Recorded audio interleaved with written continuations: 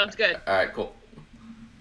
Okay, so we're back. So that was all the Republican shenanigans going on. So I was want to do this anymore since we're getting to the election. What's Biden up to? What's the Democrats up to? Well, right now things are going pretty good. The economy is doing really well, but the problem is that people don't see that. And so I have a clip here from Morning Joe. Not always my favorite show, but they do some good stuff occasionally. But yeah, they're going to talk a little bit about this, where it's the perception of what the economy is doing versus what the economy is actually doing, right? And they're going to jump into why that's kind of an issue. So despite some strong economic numbers, new polling finds most Americans believe the country is in a recession. It is not. In the latest Harris poll conducted for The Guardian, 56% of adults expressed the belief that we are in a recession. That includes 67% of Republicans, 49% of Democrats, and 53% of independents. And although inflation has fallen sharply over the past year, 72% of adults still think that is increasing. Joining us now, former Treasury official, Morning Joe economic analyst Steve Ratner, to help us I've got a couple things about that. He's going to go into this a little bit. So part of that is it's still the recovery from the pandemic. I don't think things have gotten completely back to where they were, and they're never going to. It's going to be different going forward. And you've got a lot of people that moved out of urban areas during the pandemic into more suburb kind of areas. You go back historically through pandemics, this is what happens. I mean, people don't want to congregate around a lot of other people when there's a pandemic, because that's how you most likely to get the pandemic and die, right? So people tend to spread out. And so that changes the topography, it changes markets, it changes business. So I can see where a lot of people there's a lot of uncertainty and people are confused. Even though the markets are doing really well, our economy's recovery has been better than every other developed country's. GDP is up, everything's going well, and inflation is gone down significantly. I know the confusion with inflation, and I'm sure you've seen this lots of times, where it's better than it was. It was 9% 2 years ago, right? And now it's down to whatever, 3 point whatever, 4, whatever it is. Prices are still going up, and so people think, oh, inflation is still going up, even though they don't realize, no, it's actually gone down. Prices always go up. It's just the rate at which they go up. So they don't understand the difference between the rate and the fact they think prices are going up, so inflation's up. Well, no, prices are never going to stay flat. It's just never going to happen. It doesn't work that way. I mean, you've seen that before, right? Or is that just me? Right. No, you're right on. Yeah. I agree. People just get confused by the concept, I think. So, probably a bad... Well, I also think... I think some of it has to do with inflation as well, like people's perception of inflation. They're translating it over into recession as well, Right. Not necessarily being able to separate these ideas, Right, or I can't really afford as much as I thought I should, or whatnot, or I could before, or whatnot, even though that's not really a huge issue right now, especially since wage growth is starting to go up significantly for the first time in 20 years. So the problem is it'll catch up. It's just going to take another several years. So I think that's the only issue. But let's go look at the charts with Ratner. Ratner's charts. What's Ratner doing? separate perception from the facts of this economy. Steve, good morning. So we can start with that idea of the United States being in a recession right now, which it plainly is not. We can talk about why so many Americans believe that, but let's talk first in your chart about where we really are. Yeah, Willie, it's really quite an, extraordinary poll. We've seen polls before that show Americans having a more negative view on the economy. I've never seen one quite like this. These are the numbers you mentioned in your lead-in, that roughly more than half of Americans think we're in a recession. It is divided somewhat by party. More Republicans, 67%, feel it than Democrats, but even Democrats, 49% feel it. We've seen this kind of divergence before. Interestingly enough, it flips around with every election, not surprisingly. But here's the reality. The reality is the economy has basically been growing since COVID, except for a very small downturn here. Under Joe Biden, it's grown by 2.8% a year, which is actually slightly faster than it was growing under Trump, even before COVID hit.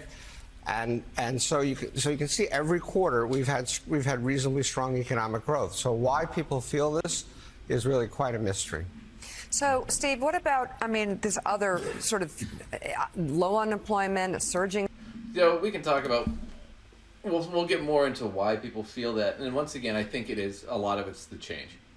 And it's spread out. And there are still a lot of areas in the country that are under distress. And they haven't fully recovered from the pandemic.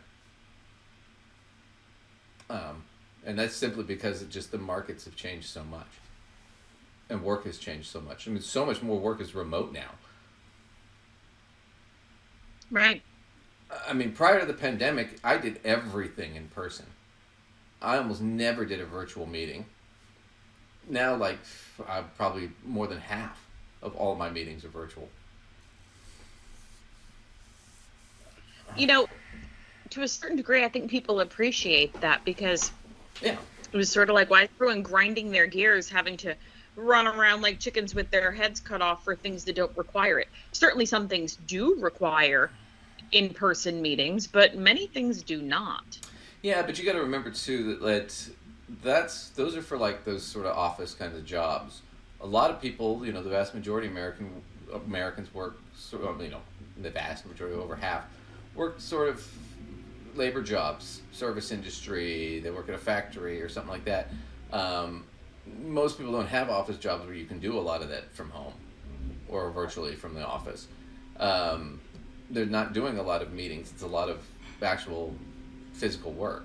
And so I can see for them where this is really stressful because it's changed how we do demand and how everything works.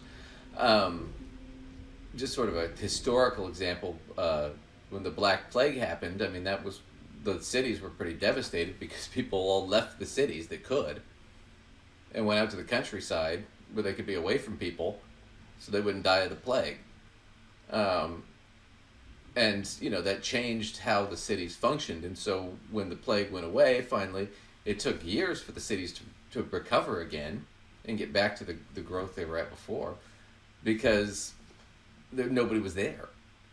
And then you have a lot of these rural communities where it's or urban communities or suburban sort of communities where all these people who are in the cities working are now invading and they're taking jobs. And they're used to a different sort of competition where there's a lot more people. And so it's frustrating when you're used to a limited sort of pool of competition and now that pool has grown pretty drastically because of this event. And I think it changes how they think about work and how they think about their economy and how much money they make. And like you said, inflation was big and it's gone down and it's getting better, but it still was 9% for a while. And those prices haven't come down necessarily. And they're not gonna. They're just not gonna go up as fast anymore. So they still feel it. I can see that. It makes sense to me why people would see that. Even though things are improving, it's not entirely real for them yet. And that's part of the problem. And there are ways to solve that. A lot of it would have to do with a better tax code for middle and lower income people. It'd have to do with more tax credits, things like that. But definitely more putting in more infrastructure and stuff. I thought the Inflation Reduction Act that Biden did was a brilliant idea. Let's just dump a ton of money into infrastructure. We need it anyway. It's going to provide a lot of jobs and a lot of money to the local communities, which it did. I know where I'm living, they're doing a ton of construction now because they got a ton of money from the feds to do it. So it's all good stuff. I just think it's interesting, and it's interesting to look at coming into the election, that there are people that literally think we're in a recession, when in fact right now we're in what's called a Goldilocks economy, which means things are almost perfect. They're not too hot, they're not too cold. Markets are breaking records, it seems like almost every other day. GDP's up. In fact, they did the sales reports and stuff, the earnings reports were all really good for the most part for most companies. They were way up. it's a solid economy. It's a gold mine right now, and I just don't think everybody gets to participate, and I think that's the problem. Plus, I think if we had a better tax code and it was more equal, that people would feel like they're getting a more equal share, and they would feel less like they're getting screwed and they're in a recession. Probably because it's not trickling down. It's not trickling down. I feel like the other thing, okay, so the things that are happening in people's minds that probably make them feel this way, we already mentioned people's perceptions of inflation, right? And how they're feeling about that. But there's also people's perception of the rates. Mm-hmm. Rates are different than they have been for a very long time. We had them at absolute rock bottom levels for a very long time in terms of people borrowing money, right? Oh, and yeah. Now, comparatively, they're up to what one might argue are normal levels before, the big crash of 08, 09 in that era. Right. We haven't seen those theoretical normal levels in how long? Since the 90s. Right. So people are looking at that, and anybody trying to, wanting to buy an auto loan or get an auto loan to buy a vehicle, people wanting to purchase houses or whatever, their buying power has changed in this huge way, and they just see the Fed screwing with their rates in a way that isn't really good for them doing that. Right. And they feel like inflation is getting them. They feel like their purchasing power is less. Mm-hmm. So when they combine all of these things, their brain has decided that's recession, which recession has a technical meaning, and that's not what it is. No, and recession is negative growth for 2 quarters in a row or more. 2 quarters in a row. Yeah, that's usually the standard. But you're right, though. I mean, that's part of it, too, is the Fed, keeping the rates kind of artificially high. That's, like you said, that was a big jump because they were near zero from 2009 all the way up to, 2020, 21, 22? Right. They were almost zero. I mean, you could get a car loan for, less than 3%. Right. Most people I know, many of my very close personal friends purchased homes during that era in time, and I think the highest interest rate among that circle is about 4%, Right. And right now that's probably the highest one is 4, maybe slightly above 4. It was the highest rate for that point, and I personally, I'm having to sort of rethink my own strategy. Mm-hmm. And I'm pretty well versed and pretty well educated in all of this, and I'm having to rethink my strategy because of the rates behaving in this completely different way. So I don't really blame people for their idea, but they're falsely labeling it because it's Absolutely. Not negative growth for 2 quarters, which is basically, your sort of dictionary definition of what a recession is. They're Right. just feeling like they don't know what to do with these variables that have changed drastically on them. Right. Yeah, no, absolutely. The conditions have changed to the point where it's you don't, from your perspective, your individual perspective, it feels like you can't do things you could have done 5 years ago. And so you feel like there's a squeeze on you when in fact, I mean, there kind of is in the sense of the rates and stuff, but in the sense the economy is doing really well, but you don't have the same sort of buying power you did before. And like you said, I had a client recently with that. He's like, well, I'm thinking about getting a new house. And I'm like, man, if you get rid of that mortgage, his mortgage was 3.8 something %. He got it at the bottom. And I'm sitting there look at what the rates are now. And he went out and he looked at it and it was 8. It was 7.5 or 8%. I mean, he's paying 2.5 times more in interest. And then he looked at what he'd be paying every month and he was like, well, forget that. I'm like, yeah, you might as well just ride it out until the rates come back down. I mean, because it's going to bleed you to have to pay that interest every month.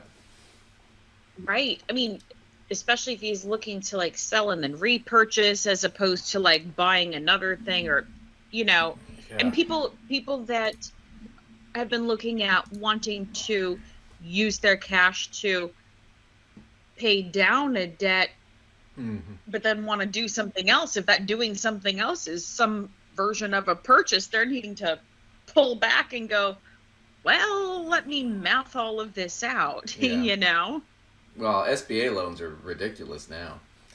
I can tell you, if you want to start a small business. I bet. Oh my God, they're terrible.